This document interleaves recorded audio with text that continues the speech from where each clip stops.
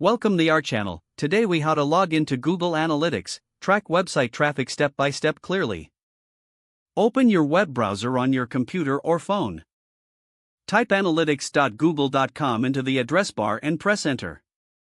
If you see a Google sign-in page, click sign in. Enter the Gmail address that you want to use for Google Analytics.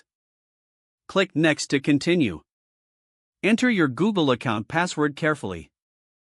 Click next and wait for the login to complete. If Google asks for two-step verification, approve the prompt or enter the code. After signing in, you will land on the Google Analytics home screen.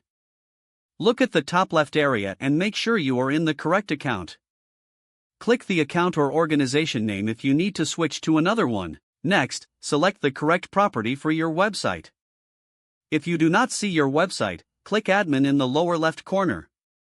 In Admin, check that the correct account and property are selected. If you are new and have no property, click Create, then choose Property, and follow the setup prompts. To confirm tracking, go to Reports from the left menu. Click Real Time to see active users on your site right now. Open your website in another tab to generate a test visit. Return to the real-time report and check if your visit appears. If you see data, your login and tracking are working correctly.